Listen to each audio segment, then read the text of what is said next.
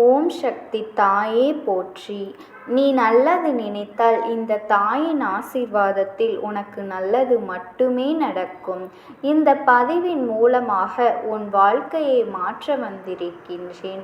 இந்த நிமிடத்திலிருந்து இந்த அம்மாவின் வாக்கினை கேள். உன் கர்ம வினைகள் அத்தனையும் நிச்சயமாக இன்று உன்னை விட்டு விலகிவிடும். இன்று உன் அம்மா உனக்கு ஒரு அவசர செய்தியைத்தான் கொண்டு வந்திருக்கின்றேன். என் செல்ல குழந்தையே, உன்னுடைய இல்லத்தில் இருக்கின்ற வாகனத்தினால் உனக்கு ஒரு ஆபத்து ஏற்பட போகின்றது. இந்த வாகனத்திற்கு நேற்று ஒரு விஷயத்தை செய்திருக்கின்றார்கள். அதனால் நீ கவனமாக இருக்க வேண்டும். இந்த அம்மா உனக்கு என்னவென்று, இதிலிருந்து உன்னை எப்படி மீட்டு கொண்டு வர வேண்டும் என்பதனையும் உனக்கு சொல்கின்றேன். இந்த நேரத்தில் இதனை நீ தெரிந்து கொண்டு உடனடியாக சரி செய்துவிடு. என் பிள்ளையே, நம் வாழ்க்கையில் பல துன்பங்கள் நம்மை தொடர்ந்து வரும் பொழுதெல்லாம் தெய்வத்தின் மீது கோபப்படுகின்றோம். ஆனால் அந்த தெய்வமே உன்னிடத்தில் எதற்காக இந்த துன்பம் வந்தது என்பதனை வெளிப்படையாக சொல்லும் பொழுது அதை என்னவென்று கேட்க நீ தயாராக இருக்க வேண்டும். வாகனத்திற்கு யார் என்ன செய்ய முடியும் என்று நீ கேட்கலாம். ஆனால் நான் சொன்ன பிறகு ஆமாம் உண்மைதானே என்று நீ நிச்சயமாக நம்புவாய். அப்பேற்பட்ட ஒரு விஷயத்தை உன் அம்மா என்று நான் உனக்கு கொண்டு வந்திருக்கின்றேன். என் குழந்தையே, உன்னுடைய இல்லத்தின் வெளியே பலரின் கண் படும்படி ஒரு வாகனம் நின்று கொண்டிருக்கின்றது. உண்மைதானே என் பிள்ளையே? இந்த வாகனத்துக்கு தான் இவர்கள் ஒரு விஷயத்தை செய்திருக்கின்றார்கள். இதனால் உனக்கு அந்த வாகனத்தை எடுக்கும் பொழுது ஒரு ஆபத்து வர காத்து கொண்டிருக்கின்றது. செய்தவர்கள் யாரோ எல்லாம் அல்ல, உன் குடும்பத்தில் இருக்கின்ற ஒருவர்தான். அதாவது உன்னுடைய குடும்ப உறுப்பினர் என்றால் உன் வீட்டில் இருப்பவர்கள் அல்ல, உன்னை சுற்றி இருக்கின்ற உறவுகளில் சிலர். அந்த நேரத்தில் என் குழந்தையே, இவர்கள் செய்த விஷயம் என்னவென்று சொன்னால் நிச்சயமாக உனக்கே இவர்களின் மீது கோபம் வந்துவிடும். இனி எக்காரணம் கொண்டும் இவர்களை மன்னிக்கக்கூடாது என்று என் பிள்ளை நீ நினைத்து விடுவாய். அந்த அளவிற்கு உன் வாழ்க்கையில் இவர்களால் பிரச்சனைகள் தொடர்ந்து உனக்கு வந்து கொண்டுதான் இருக்கின்றது. என்ன நடந்தாலும் எது வந்தாலும் இந்த வாழ்க்கையிலிருந்து உனக்கு பிரச்சனைகளை பற்றி மட்டுமே அதிகமாக கொடுக்க நினைக்கின்ற இவர்கள் இப்பொழுது உன்னை எப்படியாவது அழித்துவிட வேண்டும், ஒரு உயிரை பறித்துவிட வேண்டும் என்பதற்காக அவர்கள் தேர்ந்தெடுத்த விஷயம்தான் உன்னுடைய வாகனம். அதாவது அதிக நேரம் அதில்தானே பயணம் செய்து கொண்டிருக்கின்றாய். இந்த பயணத்தின் போது உனக்கு ஏதாவது நடக்க வேண்டும் என்பதுதான் அவர்களினுடைய முழுமையான எண்ணம். அதை இல்லை என்று யாராலும் சொல்லிவிட முடியாது. இந்த அம்மா என்ன நடக்கின்றது என்கின்ற உண்மையை பற்றி மட்டும் தான் உன்னிடத்தில் எடுத்து சொல்லி கொண்டிருக்கின்றேன். உன்னுடைய வாழ்க்கை நடக்கின்ற ஒவ்வொரு உண்மைகளையும் நான் உன்னிடத்தில் உன் முன்னால் வந்து சொல்லும் பொழுது நிச்சயமாக அதனை நீ அப்படியே ஏற்றுக்கொள்ள வேண்டும் என்றெல்லாம் அம்மா நான் விரும்பவில்லை. நான் சொல்வதில் இருக்கின்ற உண்மையை புரிந்து கொண்டாலாவது நீ அதனை ஏற்றுக்கொள்வாய் அல்லவா?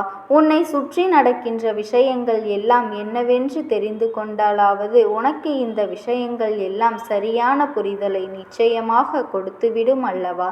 வாழ்க்கை பல முறை உன்னை பல சோதனைக்கு ஆளாக்கி வேதனைப்படுத்தி நிறுத்தி இருக்கின்றது. என்ன நடக்கின்றது இந்த வாழ்க்கையில் என்று உன்னை அதிகப்படியாக சிந்திக்க வைத்திருக்கின்றது. என்ன நடந்தாலுமே சரி, எப்படியாவது வாழ வேண்டும் என்கின்ற நம்பிக்கையையும் இந்த வாழ்க்கை உனக்கு கொடுத்து கொண்டிருக்கின்றது. அப்படி இருக்கும் பொழுது என் பிள்ளை, சரியான சந்தர்ப்பம் வாய்க்கும் பொழுது அதையெல்லாம் சரியான தருணங்களில் நீ பெற்றுக்கொள்ள வேண்டும் அல்லவா? எக்காரணம் கொண்டும் இதனை நீ விட்டுவிடக் கூடாது. இந்த வாழ்க்கை உனக்கு கொடுக்கின்ற உண்மைகளை எக்காரணம் கொண்டும் நீ வேண்டாம் என்று சொல்லிவிடக் கூடாது. நான் இருந்து நடத்துகின்ற அத்தனை விஷயங்களும் உன் வாழ்க்கையில் என்னவெல்லாம் நன்மைகளை நடத்துகின்றது என்பதனை நீ தெளிவாக புரிந்து கொண்டால் மட்டும்தான் உனக்கு என்னவெல்லாம் கிடைக்கும் என்கின்ற ஒரு எதிர்பார்ப்புகள் பூர்த்தியாகும். இத்தனை நாளும் என் பிள்ளை, நீ பட்ட கஷ்டங்களும் சரி, நீ பட்ட அவமானங்களும் சரி, ஒரு பொழுதும் உன்னை சுற்றி இருப்ப இருப்பவர்களால் உனக்கு தீர்த்து கொடுக்கப்பட்டது கிடையாது. ஏனென்றால் இதுவெல்லாமே நடப்பதே அவர்களால் தான் எனும் பொழுது அதை எப்படி அவர்கள் தீர்த்து கொடுக்க முன்வருவார்கள்? சரி, இப்பொழுது அம்மா உன்னிடத்தில் நேரடியாகவே விஷயத்திற்கு வந்து விடுகின்றேன். என்ன நடந்தது? உன்னை சுற்றி என்ன நடந்து கொண்டிருக்கின்றது இந்த வாழ்க்கையில் என்பதனை நிச்சயமாக என் குழந்தை நீ தெரிந்து கொள்ள வேண்டிய நேரம் வந்துவிட்டது. இந்த வாழ்க்கை உனக்கு எத்தனையோ துன்பங்களை கொடுத்து கொண்டிருக்கின்றது. ஆனாலும் என் பிள்ளையே, ஒவ்வொருவரும் இந்த வாழ்க்கையில் தனக்கான வெற்றிகளை பெறுவதற்கு போராடி கொண்டிருக்கின்ற நேரத்தில் இந்த கெட்ட எண்ணங்களை கொண்ட மனிதர்கள் மட்டும் அடுத்தவர்கள் வாழ்க்கையை அழிப்பதிலேயே தன்னுடைய முழு கவனத்தையும் செலுத்தி கொண்டிருக்கின்றார்கள். இவர்கள் இந்த நேரத்தில் தன்னை கையில் எடுத்துக்கொண்ட விஷயம் என்ன தெரியுமா? கண் திருஷ்டி. அதாவது உன் இல்லத்தில் இருக்கின்ற அந்த வாகனம் அவ்வளவு பெரிதான ஒரு விஷயம் எல்லாம் கிடையாது, அவ்வளவு விலை உயர்ந்ததும் கிடையாது. ஆனாலும் இவர்கள் அதை பார்த்து பார்த்து ஏக்கம் கொள்கின்றார்கள். இவர்களுக்கு வந்த வாழ்வை பார்த்தாயா, இவர்களுக்கு இதுவெல்லாம் கிடைத்திருக்கின்றது என்று சொல்லி உன்னுடைய வாகனத்தை அங்கும் இங்கும் செல்லும் பொழுதெல்லாம் பார்த்து கொண்டு மேலும் கீழுமாகத்தான் பார்த்து கொண்டிருக்கின்றார்கள். அதாவது நடந்து செல்கின்றவனுக்கு அடுத்ததாக இன்னொரு வண்டி கிடைக்கும் பொழுது அவர்கள் அந்த வண்டியில் செல்வதை காண இவர்களுக்கு பொறுக்கவில்லை.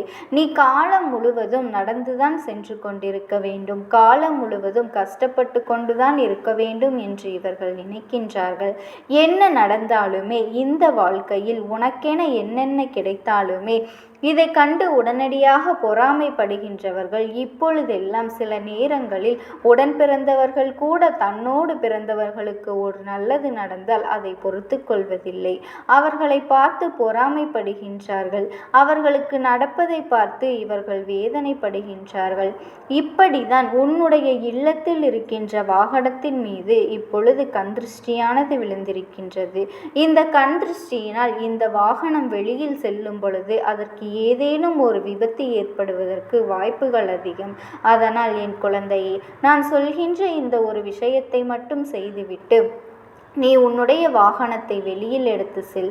தினமும் அல்ல, எப்பொழுது இந்த அம்மாவின் வாக்கினை நீ கேட்கின்றாயோ கேட்ட அடுத்த நாள், அதாவது இன்று இரவு என் பிள்ளை நீ இந்த வாக்கினை கேட்கின்றாய் என்றால் நாளைய விடியலில் நீ உன்னுடைய வாகனத்தை எடுக்கும் பொழுது நிச்சயமாக இதை செய்துவிட்டு எடுத்து செல்.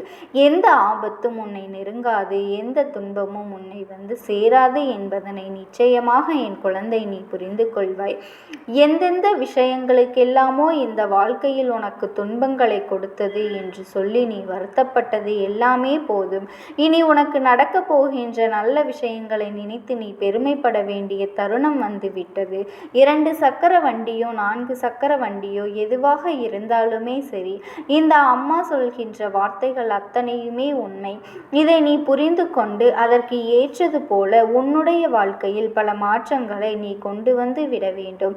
இதனை நீ கவனிக்காமல் விட்டுவிட்டாய் ஆனால் நாளை ஐயோ நம் அம்மா நீ கத்தி கூறுவதனால் என்று எந்த பலனுமே இருக்க போவதில்லை. இந்த மனிதனின் கண் பொல்லாத கண். இந்த மனிதனின் கண் திருஷ்டியானது எதையுமே எப்படியோ மாற்றிவிடும். அதாவது பச்சை புல்லை கூட பற்றி எரிய வைத்து விடுகின்ற அளவிற்கு இவர்களின் பார்வை மிகவும் பொல்லாதது. அதனால்தான் அம்மா சொல்கின்றேன், கண் திருஷ்டியானது உன் வாழ்க்கையில் இருக்கின்றது என்று நான் தெரிந்து கொண்டேன். ஆனால் அதனை உன்னிடத்தில் வெளிப்படையாக சொல்லி கொண்டிருக்கின்றேன் அல்லவா? இதனை புரிந்து கொண்டு என் பிள்ளை அதற்கு தகுந்தது போல மற்றவர்களிடத்தில் என்றுமே நடந்து கொள்ள வேண்டும். என் தங்க குழந்தையே, கண் திருஷ்டி என்று உன்னுடைய வாழ்க்கையிலிருந்து இதையெல்லாம் நீ விலக்கி வைத்து விட வேண்டும். உன்னை தேடி வருகின்ற நன்மைகளை எல்லாம் பெற்றுக்கொள்ள தயாராக வேண்டிய இந்த நேரத்தில் உன்னை சூழ்ந்து வருகின்ற துன்பங்களை தூக்கி சுமக்காதே. என்னவெல்லாமோ இந்த வாழ்க்கையில் நடந்து கொண்டிருக்கின்றது, என்ன விஷயங்கள் எல்லாமோ இந்த வாழ்க்கையில் உனக்கு அரங்கேறி கொண்டிருக்கின்றது. உன்னை சுற்றி வருகின்ற எல்லாவற்றையும் என் குழந்தை நீ சரியாக புரிந்து கொள்ளும் பொழுதுதான் உனக்கே சில நேரங்களில் இது போன்ற சந்தேகம் வரும். ஆமாம், அன்று அவர்கள் அப்படி பார்த்து கொண்டு சென்றார்களே, குறுகுருவென பார்த்தார்களே, நாம் அன்று வாகனத்தில் வரும்பொழுது அவர்கள் நம்மை என்னவோ மாதிரி பார்த்தார்களே, சிரிக்கக்கூட இல்லையே என்று உனக்கு நிச்சயமாக தோன்றும். என் பிள்ளையே, நீ நினைப்பாய், நாம் ஒரு அடி முன்னேற்றம் அடைந்து விட்டால் நம்மை சுற்றி இருப்பவர்கள் நம்மை பார்த்து பொறாமைப்படுவார்கள் என்று. ஆனால் என் தங்க குழந்தையே, நிச்சயம் அவர்கள் பெருமைப்பட மாட்டார்கள், பொறாமை மட்டுமே படுவார்கள். எத்தனை முறை வாழ்க்கையில் அடிபட்டு வந்தாலுமே ஒவ்வொரு முறையும் இவர்களை நீ நம்பதான் செய்கின்றாய். ஆனால் உன்னுடைய நம்பிக்கைக்குரியவர்கள் இவர்கள் அல்ல, உன்னுடைய நம்பிக்கை ஏற்றவர்கள் இவர்கள் அல்ல. அதனால் இதை என்னவென்று புரிந்து கொண்டு இனிமேலாவது உன் வாழ்க்கையில் நடக்கின்ற விஷயங்களை எல்லாம் நீ சரியாக தெரிந்து கொள்ள உன்னாலான அத்தனை முயற்சிகளையும் நீ செய்து கொண்டே இரு. உன்னோடு நான் இருக்கின்றேன் என்பது உனக்கு எப்பொழுதுமே நினைவில் இருக்கட்டும். ஓம் சக்தி. ஓம் ஆதிபரா சக்தி.